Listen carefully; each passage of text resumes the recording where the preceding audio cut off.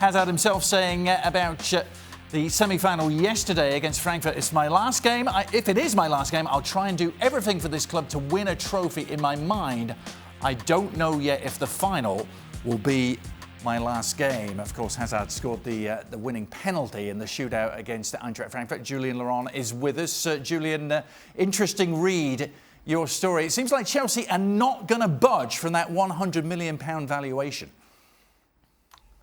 Well, at least they're not trying to budge, because they also know that Eden Hazard is out of contract in a year's time, and that you can't ask for too much money when a player will be potentially available for free in the next 12 months. So it would be a bit of a poker game between Real Madrid and Chelsea. Real Madrid obviously they feel they're in a strong position to try to lower the price down. Chelsea in a way feel they're in a strong position because they know that Hazard and Real Madrid already have an agreement that Hazard is desperate to join Zinedine Zidane and Real Madrid. So they feel like they're in a strong position because they can almost put their price and Real Madrid will have to pay it. So it's going to be interesting. I don't think the saga will last very long, though. I think the two clubs will find an agreement very quickly. Hazard and his wife Natasha are already looking at houses in Madrid, and what school putting the three children into, the international school probably, and living not too far from Rafael Varane and Karim Benzema. So everything is pretty much all in place. It's just about that transfer fee and the bonuses and the structure of the deal. Because, as we said, Chelsea want as much money as possible for someone who is free in 12 months, and Real Madrid want to pay as less as possible for someone who is free in 12 months. Is one of the dynamics, Julian, at play here, the potential transfer ban? What's your feeling on this ban? Chelsea, of course, are going to appeal it. They hope to be able to be wheelers and dealers this summer. Do you think they will be allowed to?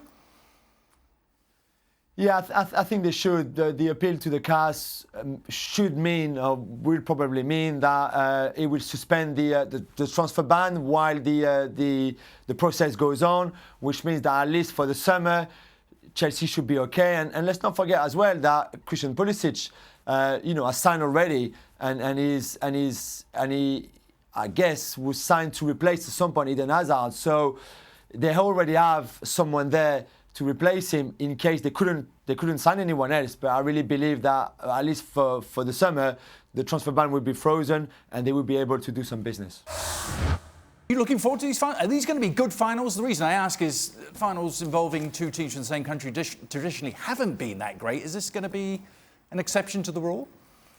I think the word sort of from UEFA, though nobody would say it officially, is they don't really like having two finalists from the same country involved. Yeah, they don't. By the way, and they don't like having the fans there either.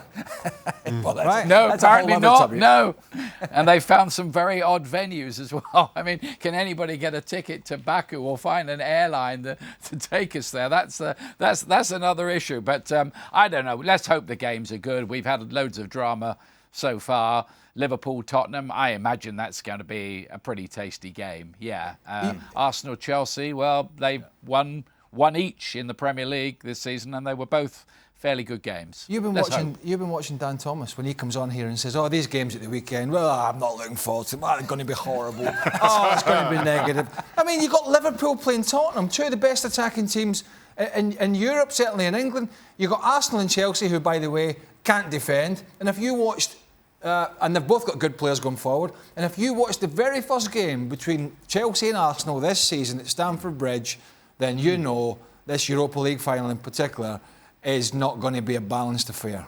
Because that could have been 5-5 that game, Craig. That could have been 5-5 that game at Stamford Bridge. It could have been. So I think they're going to be, honestly, I think they're going to be great games. Let's see what the odds makers think in terms of who's the favourite in each final. It's Liverpool who are the favourites in Madrid, 1-2 on, Spurs 6-4 to win the Champions League for the very first time on June the 1st. A few nights before, it is Chelsea who are favourites, 4-6 on. Arsenal can get just a little bit more than even money. That final on May the 29th in, yes, Baku. For more, sign up now for ESPN+.